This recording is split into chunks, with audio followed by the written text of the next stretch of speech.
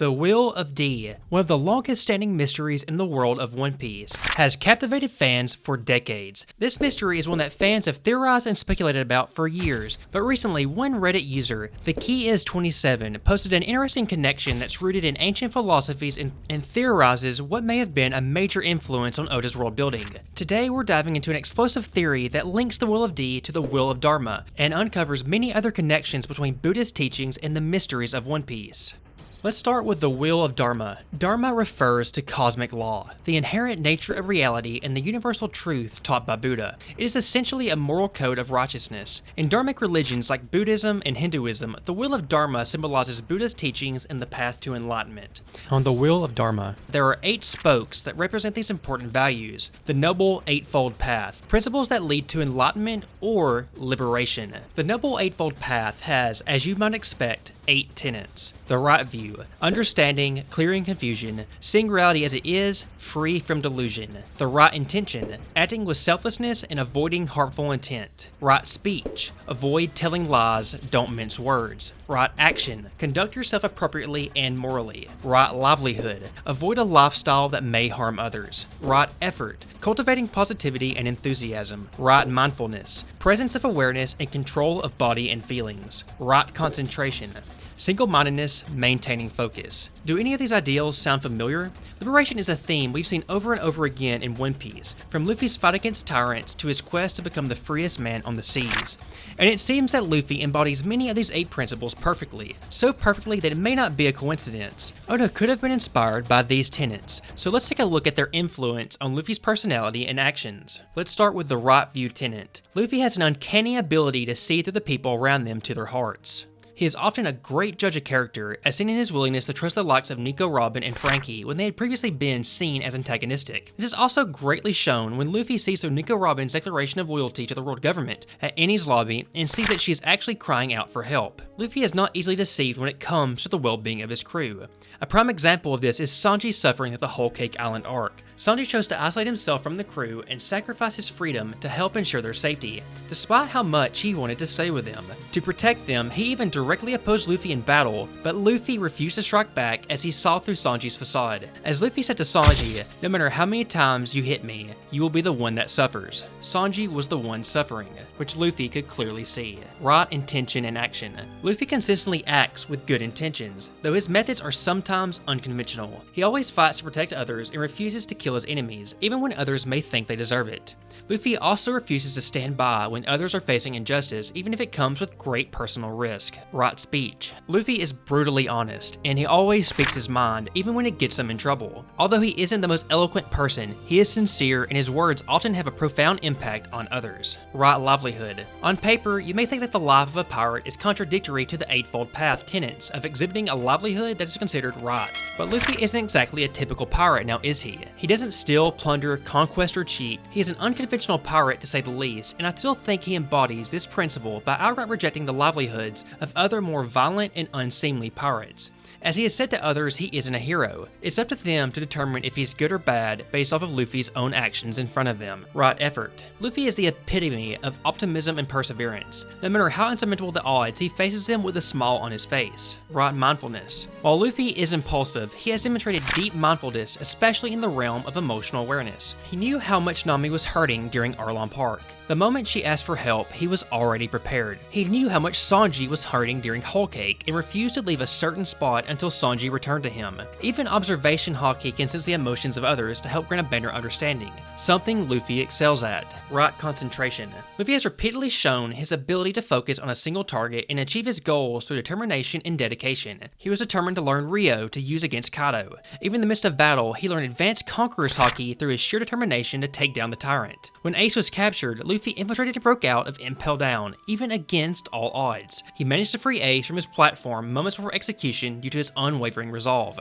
When he saw himself as too weak, he desired to grow stronger to protect his crew and quickly learn new techniques such as Gear 2nd and Gear 3rd. When Luffy has a clear goal in mind, he is often near unstoppable. Luffy very much embodies the Noble Eightfold Path, respecting life and fighting for others' freedom, and many others with the trademark D in their name embody this as well, fighting evils and injustices in the world. But one interesting thing is that while some D-Clan members' actions align with this path of righteousness, selfishness. Others, like Blackbeard and Roxy Sebek, seem to embody the opposite. The Wheel of Dharma isn't always spinning towards righteousness. Just as some follow the path of liberations, others fall into its opposite, adharma. It essentially means the exact opposite of dharma, immoral or unjust behavior. While adharma doesn't have an equivalent eightfold path, defined tenets, or specific principles, it is said to represent all things wicked, unnatural, vice, and unbalanced. Marshall D. Teach, better known as Blackbeard, is perhaps the best representation of adharma in the world of One Piece. He embodies everything that Luffy stands against, and is Luffy's perfect fool. Where Luffy's fight for freedom and equality, Blackbeard exhibits greed and selfishness and exploits others to benefit himself. He represents imbalance and the unorthodox. His acquisition of multiple devil fruits is seen as unnatural and in defiance of the natural order, something that isn't supposed to be possible. The primary reasoning for him assembling his crew is for him to further his own ambitions. He seeks out and deprives others of their devil fruits all in the name of selfishly growing his strength. Anyone who can aid him in some way, he will deem useful. While he only uses allies for his own selfish desires, Luffy travels with his companions in the name of them being a found family, while refusing to take one step forward without them. Blackbeard would ultimately be unfazed if he lost a crew member, likely to deem them weak and useless anyways. Those who carry the Will of D are often shown to pursue righteous goals and ideals. Oda has always presented Blackbeard as a unique exception to this, being very different from his other Will of D companions. The Will of D is seemingly a neutral force, neither for good or evil as seen by the ones who hold the D title. Could this duality of the likes of Luffy versus likes of Blackbeard represent Dharma versus Adharma, the eternal struggle between order and chaos? While those who carry the Will of D are said to be the enemies of the gods, the world nobles in this case, it would seem that they always fight for freedom and justice in the world. But with the likes of Blackbeard and Roxy Sebek being around, it adds more complexities to just what exactly the Will of D is and what it means, making this comparison between Dharma versus Adharma even more interesting. Chakravarti. Liberation requires a leader, someone who can turn the wheel of justice and bring freedom to the oppressed. In Buddhist teachings, such a figure is known as a Chakravarti, or the wheel-turning king. These are kings said to rule in accordance with the Dharma. They lead with wisdom and justice, governing vast realms. The Chakravarti is a leader whose power is not derived solely from their strength, from their ability to bring justice, peace, and liberation to their realm. Joy Boy could be viewed as a Chakravarti, as he could have attempted to unify the world under a vision of freedom and equality against the 20 ancient kingdoms. The Will of D might be a spiritual inheritance from Joy Boy's vision, as those who bear the D often resist tyranny and embody the tenets of Chakravarti rulers, which is often seen with the concept of inherited will in One Piece. Joy Boy made a promise with the people of Fishman Island. The details of this promise remain a mystery, and the promise was also broken. Could he have promised to liberate them from discrimination they face in the modern One Piece world? Regardless, he said that the promise would be fulfilled by someone in his stead in the future, meaning someone would inherit his will and complete the task he couldn't. Most likely someone who carries the Will of D. This idea of the Chakravarti also lines up perfectly with Luffy's desire of becoming the Pirate King and being the freest person in the world. Luffy embodies the idea of Chakravarti in Alabasta, Dressrosa, Fishman Island, Wano, and culminated this ideal with the unleashing of Gear 5. Each of those kingdoms being oppressed and in need of liberation, and Gear 5 represents his pursuit of freedom in its very nature. Much like how Blackbeard and Sebek represent Adharma, there must also be an opposition to those that represent Chakravarti in the One Piece world. In my opinion, the anti-Chakravarti are represented by the Celestial Dragons, the corrupt ruling upper class who perpetuate inequality and suffering, everything the Chakravarti should be opposed to. One interesting connection to the world of One Piece is that there are several different types of Chakravarti. This type of Chakravarti literally translates to Supreme King, which further ties into the idea that Oda could have been inspired by these concepts, or even must have been inspired by them. In these ways, the world of One Piece reflects the ancient ideals of the Chakravarti, with Luffy serving as a modern idealist, questing for freedom and unification, while others like the Celestial Dragons seek to uphold the imbalance of equality in the realm.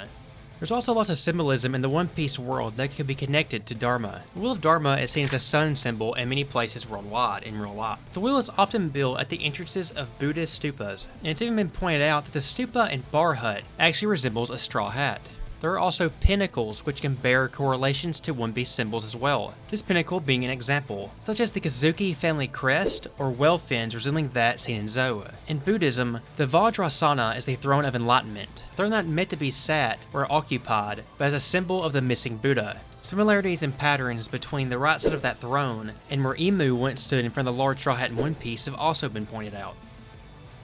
Another interesting potential inspiration on One Piece is the concept of bodhisattva, or the past lives of the Buddha in reincarnation.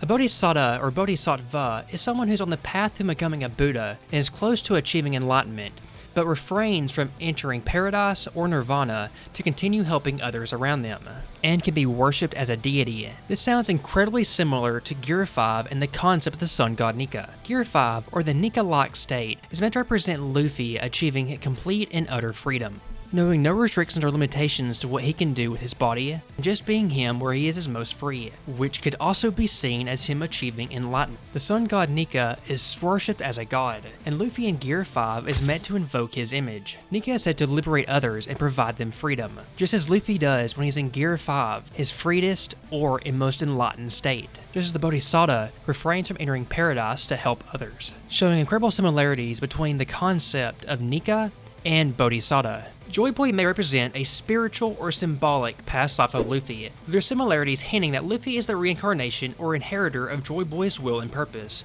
In the One Piece world, reincarnation may not be literal, but the concept of inherited will mirrors the idea of karmic continuation, or the aspirations of one's life are carried into the next.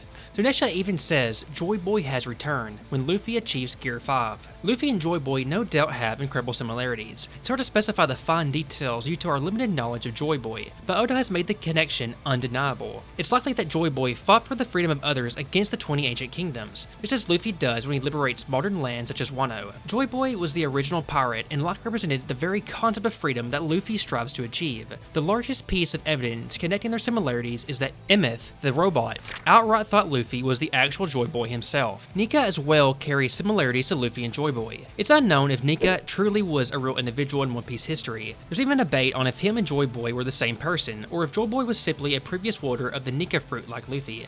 But Nika the Sun God, in its very concept and legend, represents freedom who knows zero limitations and gives freedom to others. That being the origin of the name as the warrior of liberation and his body being able to do extraordinary things which Luffy has directly displayed. The form of Nika that Luffy assumes in Gear 5 carries visual similarities to the Sun God in the legends of Elbaf, which we are still waiting to learn more about. Nika was the one slaves prayed to in ancient times for liberation. The Nika Devil Fruit embodies Luffy having reached an enlightened state where he is most free. The Will of D, the Wheel of Dharma, the One Piece. They're all connected through themes of freedom, revolution, and inherited will. Whether it's Joy Boy, Luffy, Roger, or even Emu, these ideas are shaping the world of One Piece in ways we're only just starting to uncover. Let me know in the comments what you think. Is the Will of D the Will of Dharma? Is the One Piece a grave, a treasure, or something else entirely? Don't forget to hit the like button if you enjoyed the video. Consider subscribing to the channel for more One Piece content and deep dives. My name has been Champazard. I very much hope you enjoyed the video. Thank you so very much for watching, and I'll see you next time.